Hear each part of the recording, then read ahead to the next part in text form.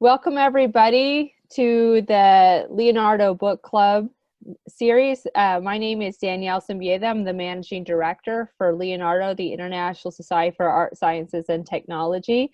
We are excited to have with us today Jody Berland. I'm going to give you a little bit of information about Jody and her book that we'll be discussing today. But before I do that, I just want to lay out a little housekeeping notes about how we are doing this webinar. This is actually a dialogue. It's a discussion for you, the audience, to be able to ask questions to our authors. And every month we switch between one of our authors from our Leonardo Book Series and one of our authors from our Leonardo journals. And this is an opportunity for you to be able to engage a little bit deeper in this conversation about different topics that are of interest to you. And we hope that you will participate by asking questions in the chats and the feeds. We will be directing those questions to Jody today. We also share this information about how to find out about the book club events on our newsletter. So if you are not subscribed to our newsletter, please make sure that you are doing so. This is where we give out our main announcements. And if you want to be informed of book club information directly, we will also provide a link of how to join the book club directly.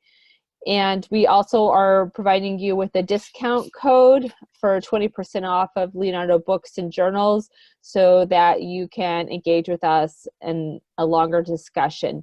And we hope that you can continue this throughout your time as one of our readers for Leonardo. So today we are going to actually go over the book Virtual Menageries, Animals as Mediators and Network Cultures by Jody Berland. Jody is a professor in the Department of Humanities at York University in Toronto, Canada. She has written more than 50 articles, book chapters, catalog essays on the dynamic connections between music, technology, culture, place, and nature. Her book, Virtual Menageries and Network Cultures, published with MIT Press in 2018, traces the role of animals as mediators between humans and new connective technologies. Her other book that she may also discuss, North of Empire, Essays of Cultural Technologies and the Production of Space, was awarded the Canadian Communication Association's G.J. Robinson Book Prize in 2010. Berland is the principal investigator of the SSHRC-funded project Digital Animalities, Media Representations of Non-Human Life in the Age of Risk. She is the editor emerita of Topia, Canadian Journal of Cultural Studies, and visiting professor at the Center of Human Animal Studies, Edge Hill University, United Kingdom. She has served as a visiting scholar with the Media and Communications at Goldsmiths University in London, School of the Arts at NYU, Center of Education, Equity, Identity, and Culture at UBC, School of Communication at Edith Cowan University in Perth, and the Center for Cultural Policy Studies at Griffith University in Australia. So welcome, Jody. Thanks, Danielle. This is very exciting, and thank you for that very thorough introduction, and thanks for organizing these book clubs. It's just such an amazing idea. I'm really excited to learn about them and become part of them. Okay, can you give us 1 second, please? Sorry, we're having a technical thing happening here. All right. I am going to Jody, I'm going to make you the host, and I hope this right. Works. Okay. Okay. And so you may not see me, but you're going to see Jody. Uh-oh. Okay. Can you see her? Sorry, you guys can see. Can you see Jody?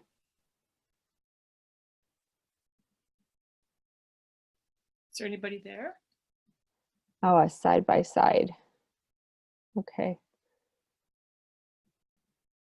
I see. All right. Okay.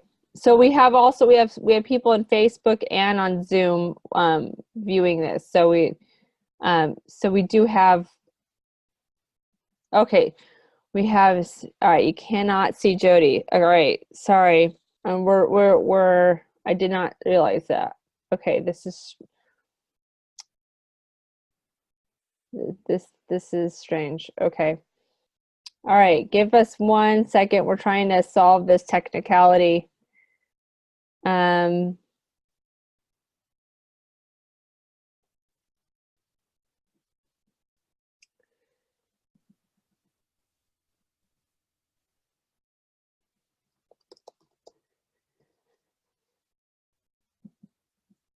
Okay, she can hear, you can hear us both.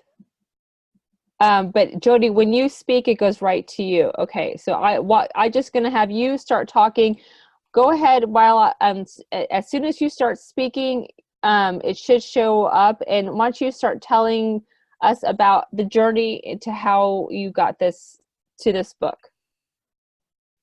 Okay, well, my background is actually in music and cultural theory, and I started my early work was actually on radio, and I became really curious about how a medium like radio creates these new virtual communities. It was a really important part of Canadian history, so I was studying that as part of Canadian history, and I realized as a true student of the Canadian tradition that a medium doesn't just produce a content, it produces a space. And I became very interested in the spaces that are created, the listening spaces created by radio. And I wrote a lot of articles about that. My first one was actually that when people started to write about music video, this is when I was a student, they would always write about the content on the screen, but not what it meant to change your experience with the music from purely listening to it to watching it, so that you are no longer like in the listening space. And I started to think about like the politics of space, which became over the years, not just music, but also environmental. And I spent several years writing about how the fact that we watch weather forecasts on television changes our relationship to weather and nature. None of this seems, so my background is not in any way having to do with visual culture or animal studies, but I got pulled in that direction with the rise of social media. And my first question that I began to ask out of curiosity and, this strange thing was, why are there so many cats on the internet? Which happened as soon as there was social media, as soon as it became possible for people to post their own images to the World Wide Web, there were cats, and there were more and more cats, and there were cats in my inbox. And I became very curious, what is going on here with the cats? And I look at this book, Virtual Menagerie, as a really extended answer to why are there so many cats on the internet. So my response to a question like that, I come out of curiosity. I once wrote an article about why there's so many angels in the calendars and mugs, and I decided, it's because of the militarization of space. That's a whole other story, right? So that the angels, because they're kicked out of space and they become souvenirs of conquest. So that's, it's a very strange way of thinking about the appearance of something in the culture. And I always want them to read some history to say something is new, but something is not new. So I began to read about the history of animals as they began to appear in these different kinds of communication contexts. So that's how I got into that book. Great, thank you. It was interesting reading this book actually afterwards. The context in where I see these menageries in both digital life and actually in the different layers between what physical reality, whether I'm going through a store, looking at packaging, to thinking about my own animal obsessions where I'm at, and being around. I think I'm in a house full of a bunch of stuffed animals. Basically, I have a child with a bunch of them, but I just can't escape thinking about the context in which this book has now illuminated my view of how these came to be and what the other meanings are behind them. and why people actually do and react to animals in certain ways, and how that's used both in a commercial sense, in a capitalistic sense, but also as a way to feel better about what they're doing, and whether it be something that they're purchasing, whether it be something that they can relate to. And I could think of so many moments in my life where I see this happening, and it's highlighted now almost daily since I've been reading your book. I don't know if that you've heard anything else from one else who's experienced reading this, that it's changed their daily perception of how they're interacting with these menageries. No, not exactly in those terms. It hasn't been out very long, and I haven't, not too many people have read it from beginning to end, I don't think. But yeah, I think certainly this image, for instance, that comes up of the giraffe and the ship. Mm-hmm. Oh, there's a question there. Do you want me to answer the question, or do you want me to just go on? You could go on, and then I'll ask that question. Okay. Yeah. Okay. So I'm thinking about the giraffe and the ship. Okay. So the history. How did menageries come about? Because as soon as people started to create user-friendly software in the 60s and 70s, they used images of menageries. That's part of the thesis of the book, in order to imprint the friendliness and usefulness and importance of those platforms and technologies onto the minds of their viewers. And so I went back and looked at menageries, and I became very interested in this image of the giraffe crossing the ocean from Bengal to China in 1414. And I began to think about the relationship between the giraffe and the ship, because the giraffe could not get there without the ship. And the ship would not have the meaning it had without the giraffe, And so my interest in I've always been interested in animals, but became that moment, right, where something is being changed. It's a new medium, it's a new connection, it's a new relationship, it's a new trip across the ocean. It's a new communication between emperors of diverse worlds. And so then the animal becomes a medium itself. So that was after I began to think about cats, but it became part of how I think about them. Yeah. Yeah, that's a good response. I'm gonna actually ping in a question from the audience here. This is from Meredith Trumbull.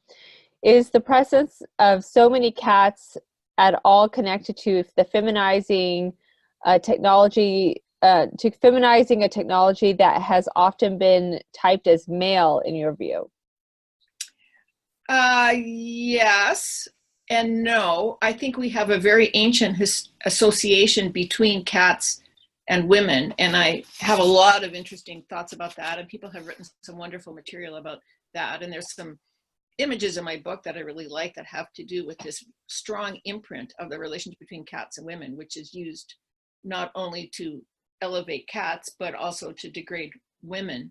I think, though, the more I thought about it, the more I started to think that the use of cats on social media is not very gendered, in the sense that the participation is by all genders, and that it has more to do with some sense of creating a bond, a strong bond between people's personal space and that virtual space.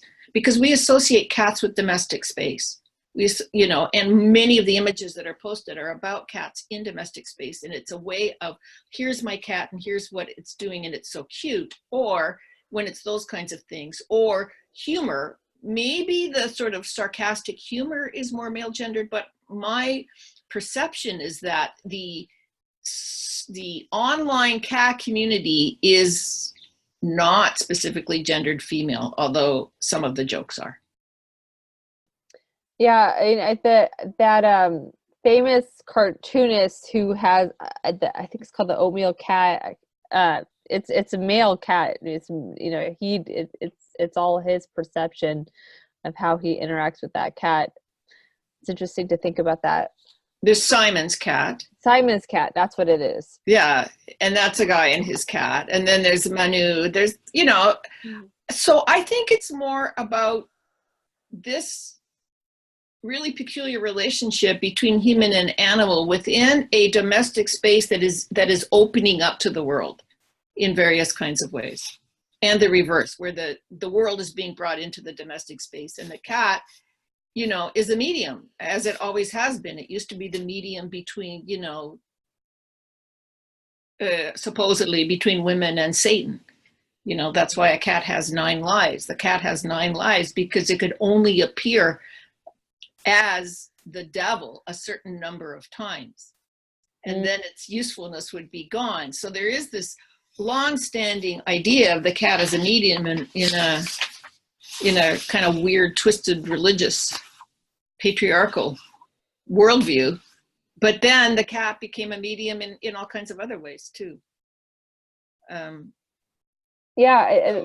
true. I think that's sort of, and it's something that contemporary digital culture, especially in the remix culture, cats are in the forefront of everything. I mean, we see them no matter where we look, whether they're used just in a playful, iconic way on a T-shirt to other sort of collector type of graphical areas to what you were mentioning earlier is their forums that are politicized cat forums, so. Oh yeah, my favorite site, Cats Against Capitalism. But I think it's important to say that the cat becomes emblematic of being online in a way that no other animal is. In the same way that, let's say, a polar bear is emblematic of the North, or a bear is emblematic of Russia, or, a kangaroo is emblematic of Australia. And now the cat is emblematic of being online, to the extent that it now becomes the symbol of that space in a way that no other animal is. And I think it's partly this, I mean, you can write anything onto a cat, but the cat is always traversing spaces. That's the joke about cats: in and out, and in and out, and in and out. It's true. Yeah. So here's another question. You wrote, clinging to the fantasy of feeling good associated with the love of animals, participant observers prefer not to see or hear the animals' savage hunts for dinner, their shrinking and endangered habitats, their capture in the burden of history, until the artists and activists push back with strategies that reanimate these histories and relations. In other words, us in a different way. Are there any specific examples of artists doing this that you'd like to discuss? Oh, that's a really good question, because I look more at people performing various things online than artists in traditional gallery settings. But I was looking at the work of somebody recently. I think, rather than discussing individual artists, although we could get to that and people will have their own suggestions, I think that the challenge that artists have been facing and focusing on in the last period of time is how to allow the animal its own experience and its own way of responding to the situation, rather than the animal being the object of the gaze. And so there's an aesthetic and interactive element that arises. Sometimes it's really controversial, like when people bring animals or insects into a gallery space and endanger them in some way or imprison them in some way. But I think the challenge has become, how do you interrupt that way that we have developed of looking at animals as kind of aesthetic objects within a particular frame, and the ability to frame them in this particular way, which is what Berger kind of says about the zoo and the photograph. They're both ways of framing and confining an animal in such a way that we don't have to attend to those habitats or practices that actually make them the animal that they are. They're not just bodies, but we reduce them to bodies within a frame that we can look at. So the challenge for artists is, how do you undo that frame while still, in a different way of permitting the animal its place or its voice or its ability to look back or to decide. Yeah, that's a really an interesting challenge, actually, and I like to see some works that are addressing that. I've thought about that in the past, in some of the work that I've been interested in, and thinking about even do you make work for animals themselves, like rather than the audience, being human. And I think when we talk about that frame, and this collection, it goes back to what you kind of briefly alluded to at the beginning, the curio cabinet, the cabinet of curiosities, where it is this collection of exoticism, and how these animals in a lot of ways still are part of collections. They still are part of how we approach curiosity. I don't know if you want to speak to anything around that.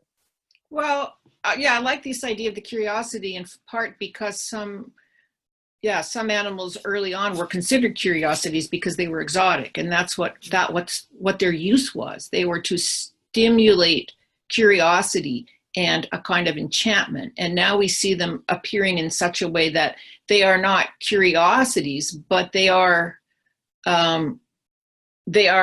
ideally ways of making us curious about what we don't know. And I love that aspect about animals, the way that we are at least admitting that there are a lot of things about them that we don't know, and that we can try to understand, but to some extent we will never experience. Here's the challenge: we will never experience, as Nagel said, what is it like to be a bat? Or as Wittgenstein said, if an animal could speak, if a lion could speak, we would not understand him. In other words, the animal has not just its own image, but its own sensorium and its own way of being, its own Umwelt. And that's a curiosity for us that we must remember can never be fully satisfied, right? We will never fully know what it is like to embody the being of a cat or a giraffe or an elephant. And that drive to know, maybe is tempered somewhat by the idea of a curiosity that doesn't demand, the power of some kind of total knowledge, because we can't have that. Yeah, that's true. Yeah, and I don't think we never can have that complete empathy. I don't think with any of with any other animal. And I mean, we can make this attempt to, but it's not something that we can have.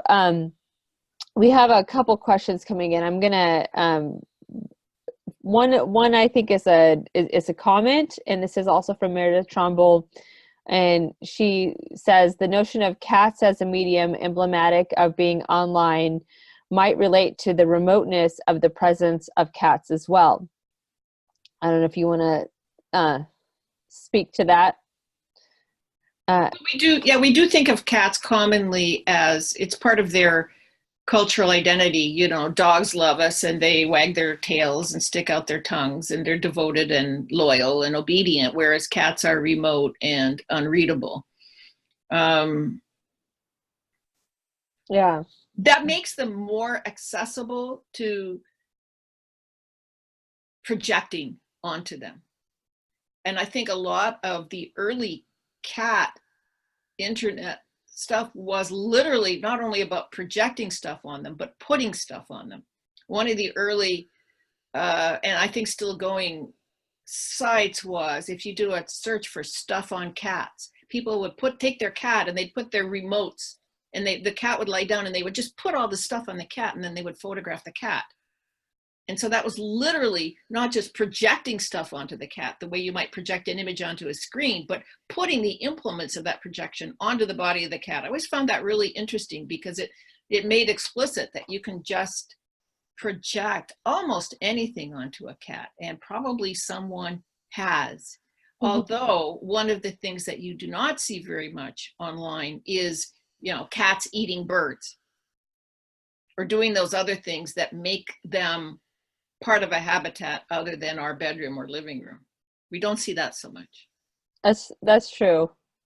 That's interesting that you say that, now that I think about it. I mean, I guess we do it in any ways in somewhat of a shameful way, right? In like, oh, look what the cat brought, like a dead bird, a dead animal, and you know, as like a shock, right? Versus a understanding of that they're in this is actually them. This is nature. Don't you think it's also a way of infantilizing them? They become like, you know, they become, I mean, everybody loves their cats, I think. I mean, that's not it, but there's a way of making them innocent. You know, you can project things onto them because they are in some way sweet and blank, and then you can project fun stuff or bad stuff onto them. Because I really like the guy's work on like the aesthetics of cute, and cats totally fill into this aesthetics of cute. Other animals do as well, but they don't have all the symbolic power of and history of the cat. But the aesthetics of cute and the way people make their cats cute is that it's a combination of affection and dominance. And cats really fulfill that function very, very well. You love them, you feel all this affection for them, but it's undoubtedly also a relation of dominance. So when you're putting that stuff on the body of the cat, or horrors, heaven forbid, dressing up your cat in various costumes and showing how cute it is, you're also showing how absolutely you dominate them. I don't know if that's an answer to the question, but yeah, that's a good comment. I'm going to bring in another comment from Facebook. This is from Pavel Sinkel. You mentioned polar bears, often the emblem of climate change. I'm curious if you found any useful ways animals can or do mediate a relationship with the broader ecological systems like climate, thinking about climate change in particular.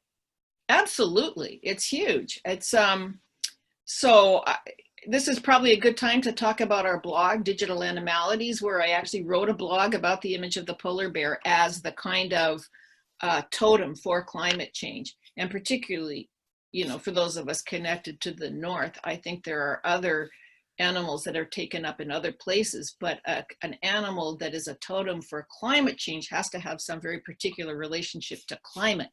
So, you know, it has to be something recognizable, and the polar bear does play a really important role there. Partly it's very, again, a very beautiful animal onto which you can project. It's white. I mean, how perfect is that? But also I think, yeah, it's very unproblematically an image of the north and the melting of the ice, which is the most horrific and most visible part, besides the storms and floods and fires that we experience now in terms of climate change. I don't know what are equally emblematic animals that speak to climate change as opposed to like extinction, the Anthropocene, other elements of environmental change that we're experiencing altogether. I mean, there are animals that are emblematic of extinction. Bees, for instance, are highly emblematic. Orangutans, cougars, rhinos. We just lost the last Sumatran male rhino this week. And, you know, so as extinction proliferates, there's going to be more of a proliferation of animals that stand for extinction. But the polar bear is the longest, to my knowledge, the longest lasting and most universally recognized, maybe, but other people might have other experiences. And I'd be interested to know what other animals people think have that emblematic role. I'm curious about this because I actually always found it problematic that the polar bear is that symbol. When they had these recent climate talks in San Francisco in last September, where they had all these different delegates from around the world come in. They had a 50-foot high polar bear in the middle of the city, and it didn't trigger anything, and it didn't remind me of that I needed to take action, and it didn't remind. I mean, Right. of course I believe in a lot of the climate change things, but it actually made me think a lot about the totem of the polar bear, and why hasn't this icon resonated with the rest of the world. And part, it's so far away from everyone else. It's so far away from us here. It's so far away from Australia, and it's so far away from South Africa. It's, because of its distance, and that most people haven't seen it, and they can't have that relationship with it. Does having that emblematic creature like the polar bear, is that doing what we need it to do? I mean, why are we putting it there when it hasn't triggered us to take action? Well, you raised two really interesting questions here, I think. One is, do we need to have a direct encounter with an animal in order for it to affect us? And that's a huge debate that I talk about a bit in the book, because it's a debate about, let's say, film and photography. Certainly Berger's position was, we've lost these direct encounters with, particularly wild animals. Well, I'm not sure anybody ever did have direct encounters with wild animals. That's part of what makes them wild, unless they were hunters, so most of our animal encounters are going to be with domestic animals, and that's a shrinking population of animals. So the first question is, do we need to have a direct encounter with an animal in order to have a strong relationship with it? And my answer to that is going to necessarily be no. And the reason it's going to be no is, imagine that everybody decides they want to have a direct personal encounter with a rhinoceros. That would be the end of the rhinoceros as we know it. I mean, what are you going to do? You're going to put one rhinoceros in a zoo. This is a kind of Noah's Ark version of how do we have these direct encounters with wild animals? Well, we put them somewhere so we can go and see them. And there are a lot of horror stories associated with that. So let's regain our faith to some extent, at least critically, with the technologies that we have created, such as photography or film or sound recording, or even holography. There are places now using holograms of elephants rather than live elephants, because zoos are such a nightmare. So let's take as a Leonardo position about the relationship between art, science, and technology, that it is the responsibility of all of us to find ways of building strong emotive relationships with animals that do not require us ordering them into our presence. So the second point I think that you're asking is, are people responding adequately to the challenges of climate change? And the answer is clearly no. It doesn't matter whether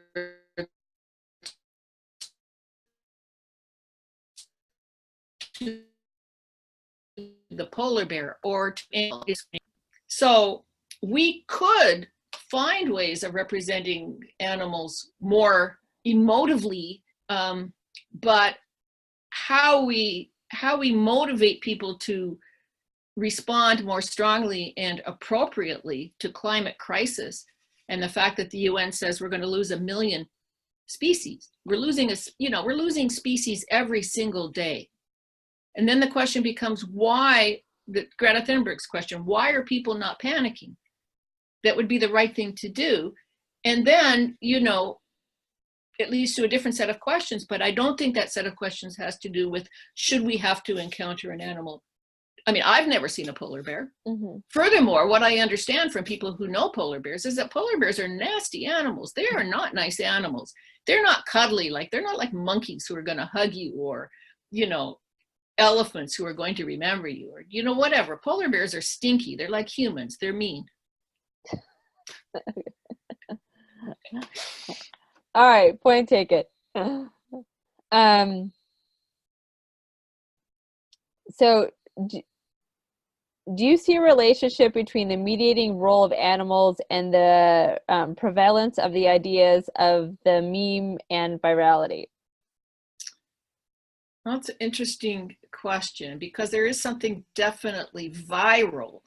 But I'll start by saying I'm always a little bit hesitant about using biological metaphors to describe cultural practice. But then once you have, viral memes, it becomes part of the language. But then it's part of I always like to undo those ideas. So let's say, yes, it has a meme-like quality, but it's not autonomously driven, right? So that rather than trying to take a kind of formula to apply to it, in order to understand it and put it under the rubric of the meme or the virus, I'm more interested in taking apart the different elements and seeing it as more like an assemblage, right? It's an accident. There's something inevitable somehow almost about memes and viruses in the way they travel and in the way they affect people. Whereas I think there's a way in which how cats came to be on the internet, or how animals came to brand every single new software and platform of the web starting in the 70s. How do we understand that? We have to take it apart and see, well, some things came together, and this is how they came together, and this is what people were thinking at the time. And, you know, things are not determinate. They don't follow their own logic. People do stuff, and in certain situations, and things come together. So, yeah, I think cats are definitely a meme and are often described as such, but it wouldn't be my preferred way to talk about it. Okay. Because then, just to say that, like in my other, I have this, I did a critique of the idea of technological evolution. It's in my last book, North of Empire, and it's about technological evolutionism and the whole way that people use the language of evolution, you know, evolutionary biology, to talk about technological change, which is not uncommon. So if people are interested in that critique, you can email me or look at it in my book. It was also in another book called something like Cultural Theory in the World Wide Web. Great, thank you. I think there's so many layers to this that we can go into, and it sounds like reading the evolution of your different books and essays also help tie a lot of this together. I also wanted to make sure that we have some space for anyone in the audience who has questions. So please ask those on Facebook or in Zoom. I know there's less people in Zoom, but more on Facebook. So Erica's following the chat and we'll relay those over to us. So we've talked a lot about cats. Let's talk a little about dogs. The New York Times recently claimed that dogs are taking over the internet, supplanting cats. Do you find this accurate? And if so, what do you make of it?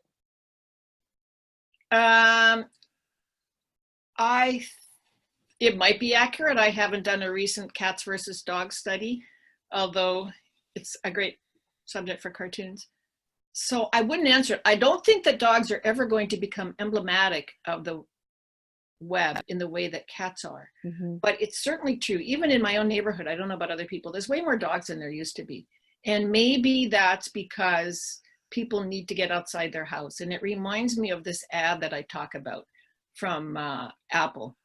You know, when they're greeting iPhone, I forget which version, and they're saying, oh, people need to get outside. It's no longer about being inside and on your computer. It's all about being able to take everything with you. And this became a technological accomplishment that you didn't have to stay at home. You could take it with you. And this idea that you can take everything with you. Mm-hmm. There's also, on a completely different plane, there's a huge preoccupation now with rescuing dogs. And probably a lot of people know about the dog meat markets, and, you know, dog rescue has become a huge campaign online, and the need to rescue dogs. And just on a piece of local knowledge, if you go to your local Humane Society or SPCA, dogs are much more likely to be adopted than cats by a huge, huge factor. So there's much more a concern, I think, about rescuing dogs, adopting dogs, showing dogs, whereas with cats, it's much more personal. And in a public sense, it's much more controversial because of the whole issue of cats as an invasive species that we don't need to go into. So even if there are more dogs online, they will never come to stand for the internet the way that cats do. And so that's interesting, because what I've seen pop up quite frequently are these cat cafes, and where I live, there's 3 of them, and actually every city in the Bay Area has them. We have them. So they're, you know, they're these, like, also they're these adoption centers. Basically, you go and have coffee, you sit and have that. So I think it's interesting to hear that on the adoption and the rescue forefront, that we're seeing that more on the dogs, because it's become part of the cafe culture now. Yeah. And Yeah, that is interesting. yeah. And I'll bet, you know, certainly in, I don't know about other places, in Toronto, though, all the cat rescue, it's all women, all the cat Yeah. rescue groups. No, they actually Yeah. are mostly women, I think, that have opened them. I think the one in Oakland, it's a couple duo. But yeah, it's with a lot of volunteering, a lot of people Yeah. coming in who want to Yeah. participate in that. And it's different. You know, if you have feral cat communities, you have to go and feed them every day. It's like housework, Yeah. you know? Well, I know that you mentioned you had a blog and another project that connected to this book, and I don't know if you have the ability right now to share any of that virtually, but that would be something that I think our audience would really like to see. Yeah, I'd love to, but how do I do that? I You think just scroll over, I think the bottom part of the screen where it's it here. says share, and Yeah. then share your web browser. Oh my God. Okay. Share web browser. Yeah, and again, if anybody has any questions from the audience, feel free to mention those. So, There we all go. right. Oh, this is the wrong one. This is the old one. Oh yeah. So I have actually two websites, which is more a function of being, yeah, I have two websites. This is the original one, Virtual Menageries, which is only my website. So I have not updated it recently. You can see I have an article here about pictures of cats in France. And there are cats everywhere. And I was taking, can you see this? Mm-hmm. I was taking pictures of the cats everywhere and posting them. I don't think that's a cat. I think that's a horse. Anyway, there's some cats. So, but the other website, so you can look at this. It's got a whole list of oh, it has a list of, it's not working. Here's something on the virtual elephant.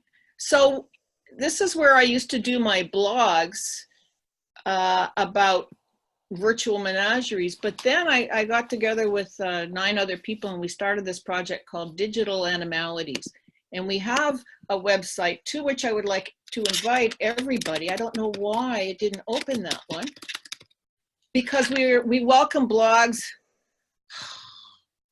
I see, the problem is I can't see the, forgive me, I'm going to do this one more time. I'd like to invite all of you to look at this website and to think about contributing blogs, news events, and so forth. So what this project is, very quickly, is this is a group of people from diverse practices and critical practices: animation, film, photography, social media, games, wildlife tracking, who got together, and we applied for and got a grant from the Social Sciences and Humanities Research Council of Canada on this project, Digital Animalities, Media Representations of Non-Human Life in the Age of Risk. So we really were trying to say, how can we understand risk culture as something that animates how animals become digitalized? It's sort of a complicated question, but really interesting because it forces us to rethink risk, not as something that you depict, as in, let's say, the picture of a polar bear, but something that you enact a response to through artistic and critical practice. So we have a blog, and if any, please come and look at our blog, and people post little essays and illustrations on this blog. Here's one from December, which is, her work. Sarah Bazan is currently a postdoc at Sheffield, and her work is on de-extinction, artistic practices that are concerned, and of course, scientific practices that are concerned with de-extinction. So we just had a conference there that she co-hosted on, called Animal Remains. Here's another blog. So please come and look at our blogs. And if you're interested in providing some blogs or images, we welcome contributions. Here's my little essay on climate change and representations of animals. I generally tend to write things when I'm,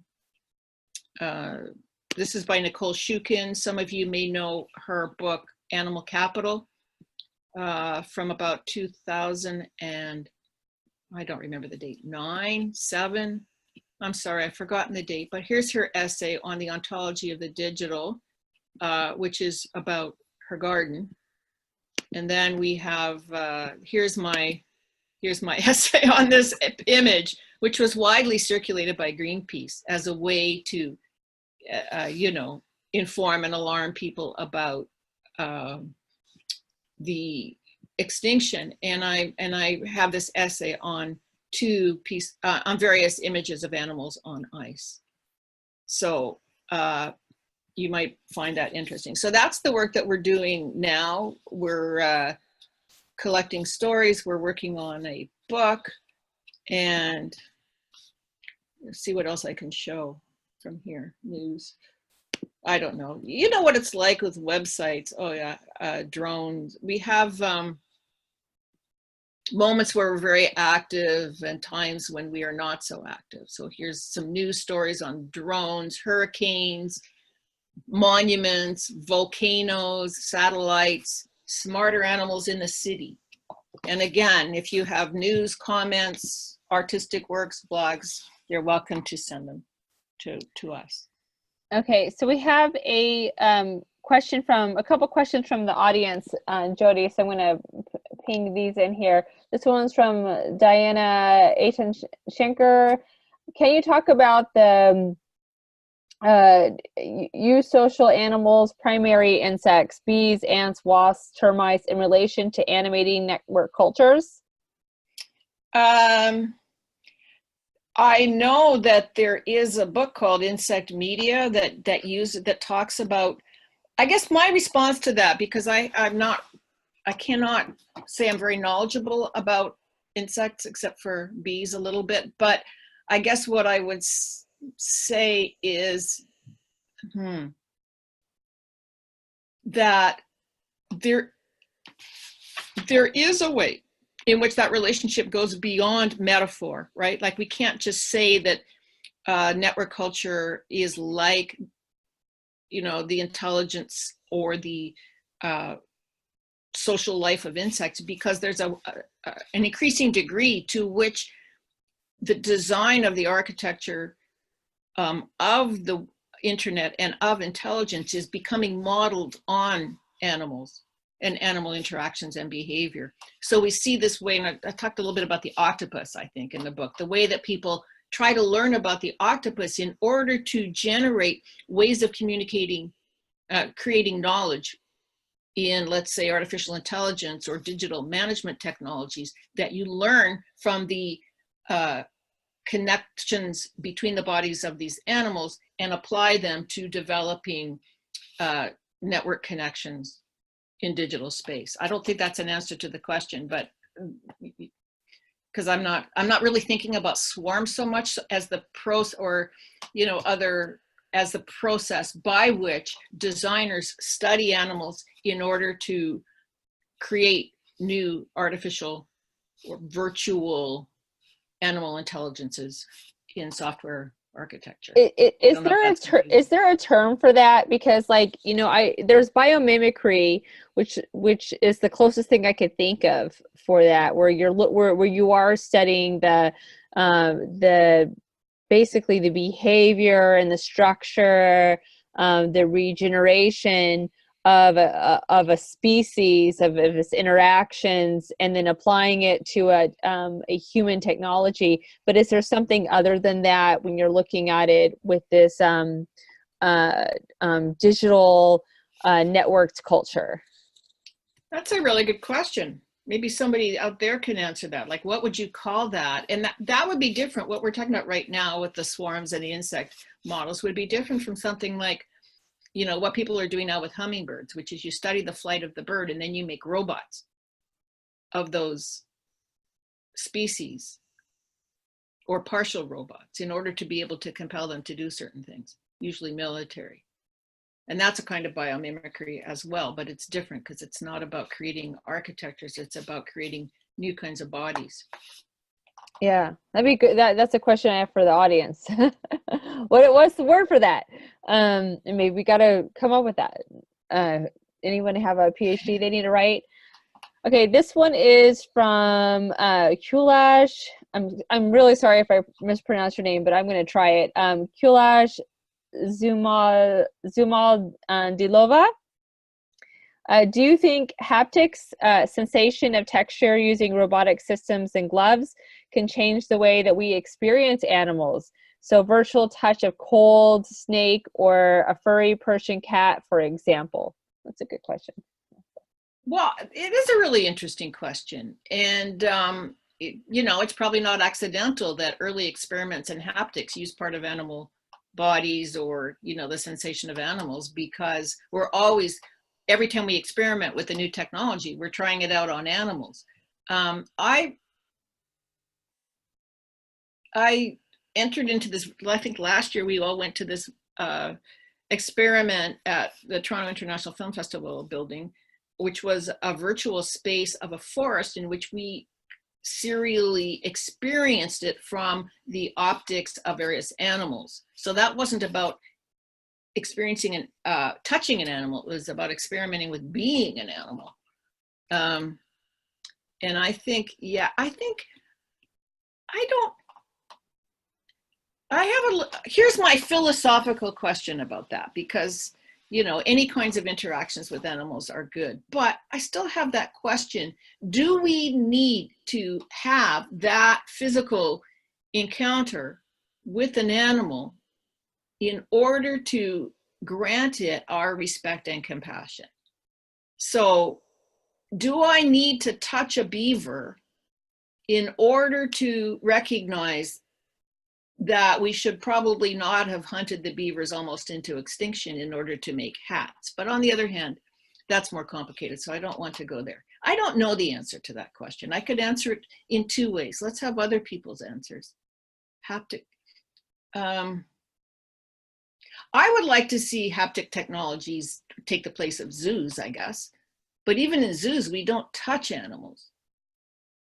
Well, actually, I have heard that there's this new movement to change the whole zoo models, and the San Diego Zoo, the Seattle Zoo, the Oakland Zoo, and I think one other major zoo are all meeting to completely change the whole entire reasoning for their being, and then being not a place to have necessarily captive animals, but a place for rehabilitation and conservation efforts to get animals back into the wild. Like it's sort of a temporary space. And there are these zoo-like things where the animals come up to, like in Texas, there's this place called Fossil Rim, where you literally take your car and zebras and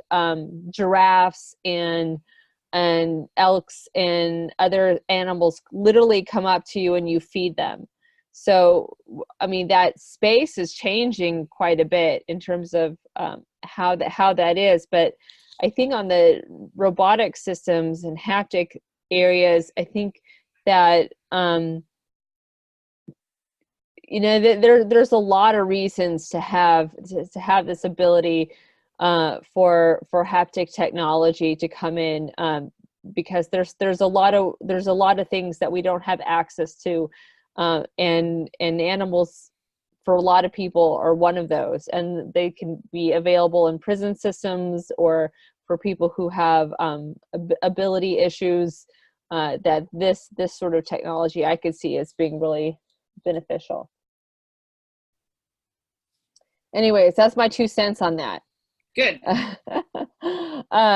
But we only have a couple more minutes left. I wanted, if there's anybody else from the audience that have any questions, but I want to leave the rest of the time, Jody, if there's anything else that you want to add or you want us to provoke or for us to think about as we take on what you have created and what you have brought up. You've brought up so many so many points of discussion that we can actually thread this in multiple directions, but I want you to sort of lead us out in this. Well, I guess I could talk about one of the chapters, which is about birdsong, because it kind of relates to some of the issues that have come up. And it's about the use of birdsong in nature CDs. And I went back and kind of excavated my own musicological knowledge and history in order to figure out what's going on with this prevalence of recorded birdsong in this particular extremely successful genre of music. And it's particularly its ironic therapeutic functions in a situation where, you know, birds are so endangered, and this irony of going into a kind of therapeutic space and listening to birds so that we can virtually imagine that we're living in nature, and wanting these birds to be kind of innocent and even static. So it's another way of framing them as though they're in a zoo, but it's sonic, so you don't frame them in the same way. So I found a lot of poignance in that research about birds and soundscapes and recording. And I think this is where the whole theme of extinction started to become more clear. And what all of the chapters told me, aside from looking at situations where animals become mediums or mediators, well, I had two questions. One is, if an animal is a medium, what is it mediating? You know, so you go back to the giraffe, it's very clear. But then you come forward and you look at, you know, the other situations where it's a little bit more complicated. Pokemon, you know, what is it mediating? And the whole thing about childhood and robotic pets and so forth. But the birds, it's almost like it's mediating this anxiety that we have about the destruction of nature by providing these framed natural encounters with this innocent, pure, pristine landscape of nature that doesn't even exist. And how ironic and kind of poignant that is. It is another way of putting a frame around the animal, but it's a sonic frame that you want to just release the animal from and find. And I think part of what I learned was, how do you unframe these animals from these technological places and mediating spaces that we have created for them? And so they have become, as people have suggested, really, really important thought pieces for us now, given the climate crisis that we're in, because it's about, you know, not just unframing individual birds or species or genres, but the places that they live. You know, this comes into not only birds, but the discussion now about de-extinction and all that, which is, why save an animal if you cannot provide it with a habitat outside of a zoo? You know, in other words, the struggle really is not about the animals for me in the end. It's about the habitats.